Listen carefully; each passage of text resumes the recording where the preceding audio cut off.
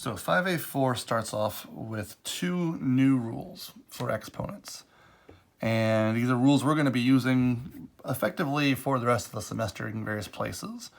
The idea here is we want to be able to work with not just evaluating exponents with a number to a power, a number to an exponent, but we want to be able to work with algebraic terms involving exponents, specifically a variable raised to a power.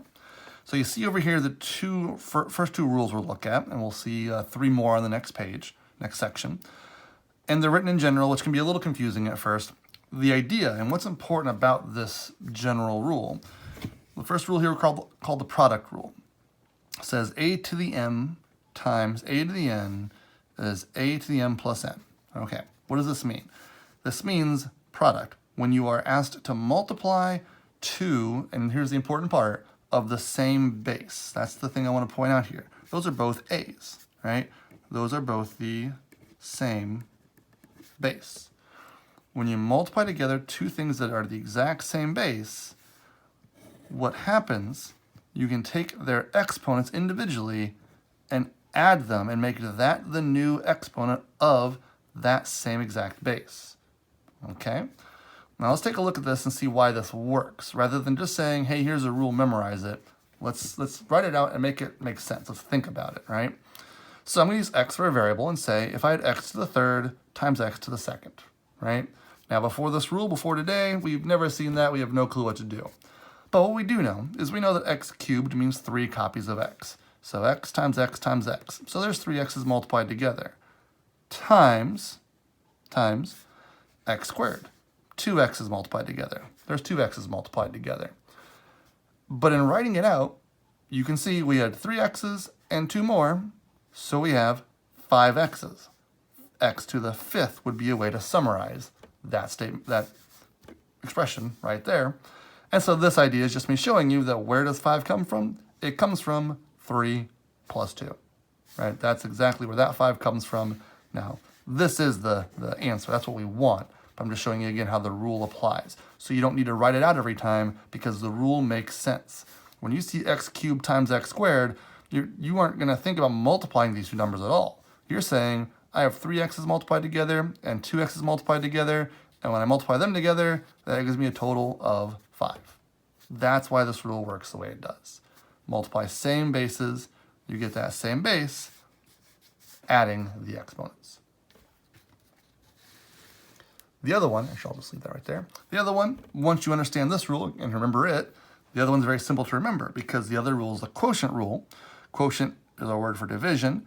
When you have this fraction, divisional form, now again notice same base, and those bases have exponents, we can simplify that down into that same base with a subtraction of the exponents. So, very simply, if multiplying leads to adding the exponents, dividing leads to subtracting. Just think opposites. And again, this is just a quick example to show why this works, why this does what it does. X cubed would be 3 x's, x squared is 2 x's. Now, when you got this fractional form, we haven't done a lot with fractions, especially in algebra, and we really won't until later algebra classes. But when you have algebra, just like with numbers, you can cancel common factors. And so I can cancel that x with that x, and that x with that x.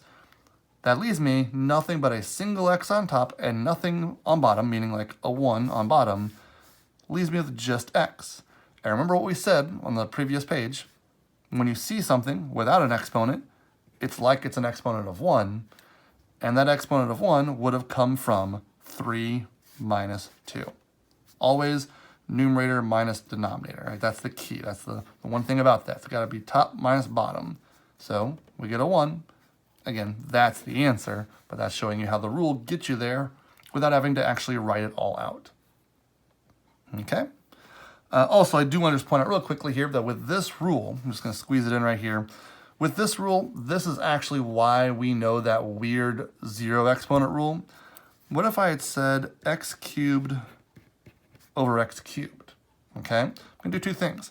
I'm going to go this way with it.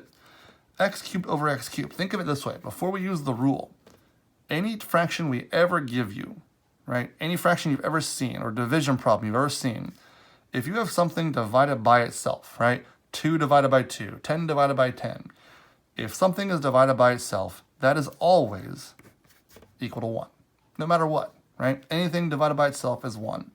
But now, if we use this rule that we just learned, x cubed over x cubed should be whatever we get when we have x to the, well, that'll be 3 minus 3, which would be 0.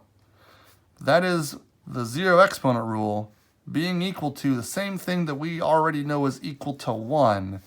And that is one way to kind of, prove that anything to the 0, because you can do this with anything at all, anything to the 0 has to be 1. Okay, so that's just, again, just kind of a revisiting of that 0 exponent rule from the previous page. Now, let's go ahead and use these two rules, product and quotient, to simplify a couple expressions. All right, so for this first one, x to the 0 times x to the 4th, there's actually two ways you could look at this. I'm just going to split this in half. One way would be to say, look, I've got something to the 0. X to the 0, that turns to a 1. So 1 times x to the 4th, which is then just x to the 4th. Or you could certainly use the rule above, the product rule, x to the 0 times x to the 4th. Those are the same base. So if we're multiplying the bases, we could add the exponents, but 0 plus 4 is still 4. So either way would be correct. Either way, get you the correct answer. Now the next one, we really just have to use the product rule. X to the 3rd times x to the 6th. Again, as soon as they're the same base, multiplied, you're going to add those exponents, 3 and 6. So our final answer will be x to the 9th. Which again makes sense. 3x's and 6x's multiplied together is 9x's multiplied together. So, number 3. I'm going to do this one two ways as well, just to point out that it works.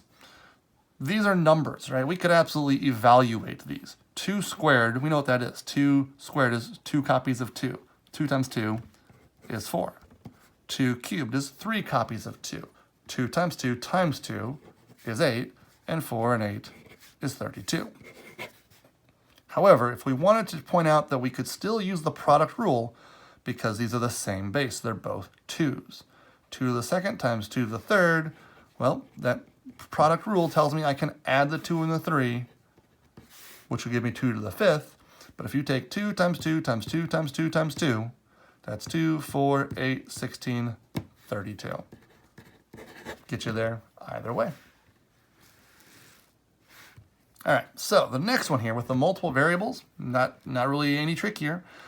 This is x cubed times y. This is x squared times y to the 5th, and they're multiplied together. This is all one big product, right? There's only multiplication symbols in here. Those parentheses aren't really doing a whole lot to where we know with multiplication that it's commutative, where order doesn't matter. So if we wanted to, and this is not really a required step, but you can realize that's really the example we're working with here. Just x's and y's multiplied together. So then we've got x cubed and x squared. So we would add the 3 and the 2 to get 5. And here with the y's, the key is to realize this is a y to the 1st. And feel free to write it in there if you need to. The 1 and the 5 adding together to give you y to the 6th. And that's it. So our next two examples are for the division, for the quotient rule. And the first one is just similar bases. So we know our rule says take the numerator's exponent minus the denominator's. 7 minus 3 is 4. And done. And for the next one, also, besides the fact that there's multiple variables, there's a couple actual numbers, right? These are like the coefficients of those terms. Very important. Make sure you treat numbers like numbers, right? This 6 over this 3 is not a subtraction problem. This is a fraction 6 over 3. If I have the fraction 6 over 3, all I want to do is reduce it. Or in this case, you can say 6 divided by 3, since it does go in nicely, would give me a 2. Okay? If it reduced, we just would reduce it. And then we will use the quotient rule a couple times here. For the p's, 6 minus 3, right? 6, I'll go ahead and write these out. 6 minus 3. And for the q's, 12 minus 4. So 6 minus 3 is 3. 12 minus 4 is 8. And there's our final answer.